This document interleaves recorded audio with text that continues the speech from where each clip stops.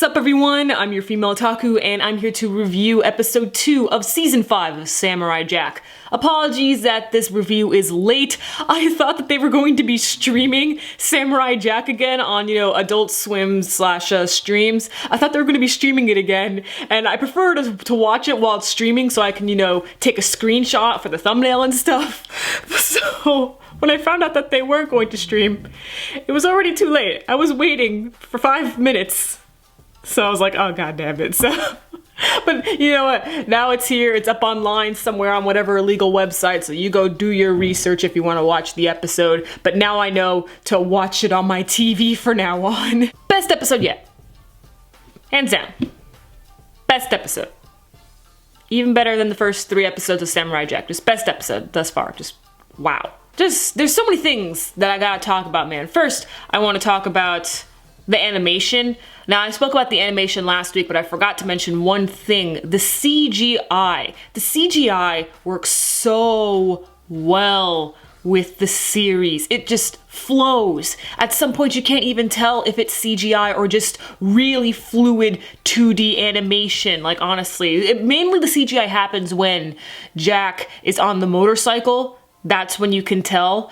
But it's truly amazing, and I'm so happy that the production team was able to work with, this modern technology to bring back Samurai Jack with some, modern flair to it to help enhance what Samurai Jack could have been in the past. Not like it was lacking anything back over in, the early 2000s. It's just now the storytelling is enhanced with today's technology for the animation. One thing I really liked, and this wasn't CGI, but I always admired the cinematography when it came to Samurai Jack, but this one angle that they used at the end of the episode, when Jack was we were following him throughout the maze of the tower, like, oh, that was so cool.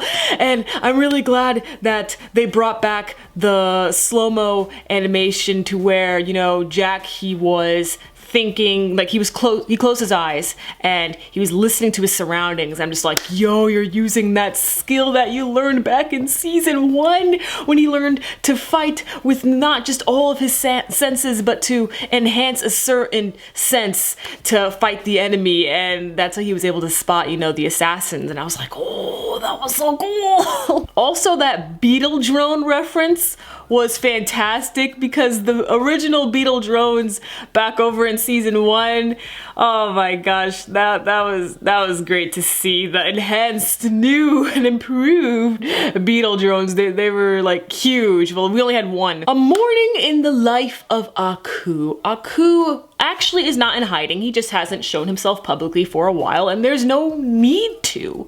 I mean, everyone knows that he's around and stuff, and he does the whole broadcast stuff. There's ads about him everywhere, but he hasn't really made a public appearance in a while, and he's pretty much just given up on Jack and stuff. He doesn't see Jack as a threat, and I knew it. Like, I talked about that last week. Like, it seemed that Jack doesn't seem like a threat to Aku anymore, but Aku doesn't know about the sword. So he's kind of just, letting his scientists and his minions do all the dirty work for him. He's all like, oh, okay, well, just some robot will kill him at some point. And Aku, man, his eyebrows are fake. His flaming eyebrows are fake, man. Oh my gosh, I've heard of, false lashes and penciling in the eyebrows, but just taking an eyebrow, just putting oh, Aku. What did you guys think of the voice actor? Personally, I thought the voice actor was fine. I already talked about this a little bit last week, but we only got to hear a little bit of Aku's voice actor in last week's episode, and it was on the phone, so a little bit muffled. This time we got to hear him loud and clear. I thought he was fine. Sounded similar to the previous voice actor, Makoto, I believe his name was, but overall I thought he was fine. He carried the essence of Aku, and that's all that matters to me. The thick of this episode was Jack and the daughters of Aku, and the daughters of Aku are no joke.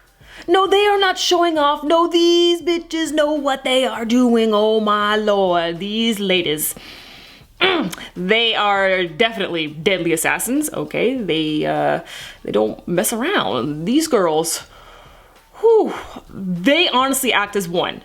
It's true, like what they said back over in episode 1, they're all like, there are 7 of you, but you are one, like, oh yes. I could not tell who was who.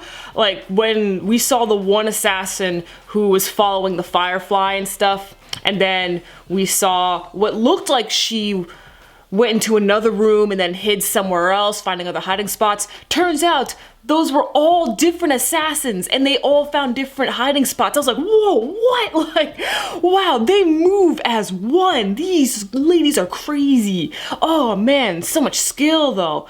Like, they were all swift and they all basically took a hit and they all, you know, were able to attack Jack, and they were all able to pinpoint his exact location. Like, hot damn! Ooh. Jack was arguing with his inner self. We see Jack hiding, and he's talking to his old self that looks, you know, like he was back over in the previous seasons, his old character design, although this one is more angry. This one is saying, you should just die.